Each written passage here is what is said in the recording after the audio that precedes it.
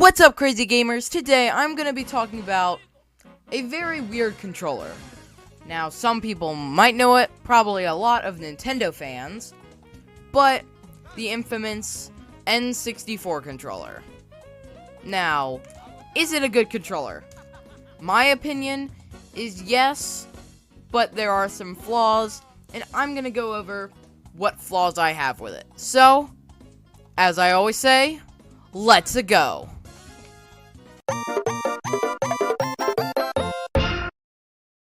So, to start off, we have to talk about the sections of the controller. Since modern controllers, like a Switch Pro controller, has 2 joysticks, a D-pad, and 4 buttons, plus all the start and menu and the triggers. But the N64 has 3 triggers, 1 joystick, I don't even know what it's called, the C-pad, the D-pad, and the A and B buttons. You could say this controller is kinda busy with its design, but me personally, I think it works. It works. Now, modern controllers are meant to be held with both your hands. You put your left hand on the left side and your right hand on the right side. Now, what I think's cool, but most people don't like about the N64 controller is, as I said, the sections. It has 3 places to hold it. Since there's the D-pad, which is the top left, joystick, which is the middle, and the buttons, which are the right. So you always want to keep your right hand on the buttons. This is what I found. And for certain games, like Mario 64, you want to hold the D-pad. You don't want to hold the D-pad. Or like GoldenEye, you don't want to hold the D-pad. But for a game like Kirby and the Crystal Shards, you want to hold the D-pad because that's how you play that specific game. Note, I do own all these N64 games. Anyways. But yeah, it really depends on which game. Like, as I said, examples. 3D platformers and 2D platformers. But it's different for everyone. I personally like it. I have a green one. That's mine. It's an official N64 controller. That's mine. I used on my N64. But, anyways, now we get to the fun stuff. The actual way you can control it. Now, the D-pad and buttons, I think are fine. But now we get to the joystick. And, ooh boy, has that caused, a lot of troubles. Now, for being the first modern joystick on a controller, it does its job well. Good enough for the first one. Now, I know there was the arcade joysticks, but those don't count. Like, I mean the modern joystick. The thing about N64 joysticks is that they're not that well made. They are flimsy, they break super easily. That's not a good thing. And they give you blisters. If you know, you know. If you don't know, so the Mario Party minigame Tug of War. It's in Superstars for the Switch and Mario Party the Top 100 for 3DS. That was remade. It's in Mario Party 1 for the N64. What people would do, since the main goal of it was to rotate your joystick with your left hand and rotate it clockwise, right? But everyone else found out that if you put your palm on the joystick and rotate it, and then rotate your palm, it goes a lot faster. But one thing about the N64 controllers that aren't on modern controllers is those ridges on it. The N64 controller has 2 ridges on the top. And rubbing your hand against it gave a lot of people blisters. So Nintendo got sued, they had to give out gloves to everyone, end of story. But yeah, the joystick is not that good.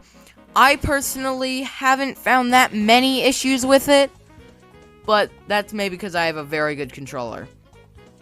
And now, we get to the final part. The colors and aesthetics. Now, they haven't invented wireless controllers yet, so the wire doesn't count. But the colors on N64 controllers are almost as crazy as the colors of N64s. I think in the 90s/80s, they were way more creative with the colors than they are now. Like, yeah, the Switch Joy-Cons have a bunch of colors, but there's not really many colors for the Switch itself. You could buy a transparent N64. You could buy a Pikachu N64. Or the plain black one. Whatever your heart desires. And the controllers are that times 20. They have gold.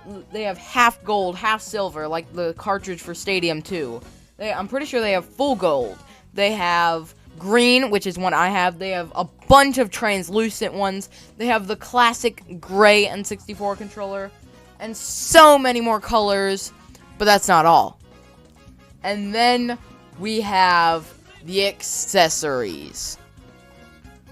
Which I think the N64 control... I don't know what it is with Nintendo, but they had a lot of accessories to their controllers. If you've noticed, since the N64 has, of course, the Game Boy pack, or the Rumble pack, or the Memory pack, or whatever other packs you want. But the Wii, I think, still surpasses it in different accessories compared to the N64. But that's probably just my opinion. Most people would probably agree. I mean, the Rumble pack is one thing. The vest, not the part you put in the controller. The actual vest is one thing. But yeah. The N64 controller. Now, I'm gonna have a real talk with you guys. I'm not gonna read off any scripts anymore. I think the N64 is a great console. I got one this Christmas, if you watch my latest video, you know. But I got one for Christmas this year. I was so excited. Now, I do have all the Switch on. I have all of the N64 games on Switch Online. But it feels different to own them, you know? Like, there's no risk of them getting taken away. Like you heard, I don't think I've put this in any of my newer videos, but they're removing Super Soccer for Switch Online, which is scary. For many people that like to play all of their retro games on Switch Online, it's gonna be hard. Because if they keep losing licenses, maybe they won't be able to have Banjo-Kazooie or GoldenEye for the N64 on there. Which, that's scary. There's been this whole debate over physical and digital media, how all these companies are going digital instead of physical.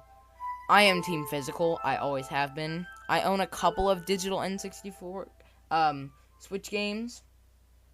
That's because they were pretty cheap, they were on sale. Like Star Wars Battlefront, I don't think has a physical release yet. And we got Sonic Oranges. I'm just gonna stop talking. But, yeah, I've always enjoyed physical media over digital every single time. Like, yeah, I know some people like TCG Pocket better, but I still have all of my old cards. And I love them. I love all the old cards and stuff. I have CDs, I know. I have a CD player with my setup. My computer actually still has a CD thing in it. But yeah, I personally like physical media. Like, remember when they used to not include manuals in the Mario Lego sets? I remember that time. That's when I was starting to get into Mario Lego sets. And I had a bunch of Mario Lego sets at that point. But, They do have instructions now. My little brother got the Bowser car, and the instructor manual is over there. But yeah, I am a lot more of a physical than digital guy. But that is just my thoughts. Please like, subscribe if you enjoy, and I will see you guys soon. As I always say, toodaloo.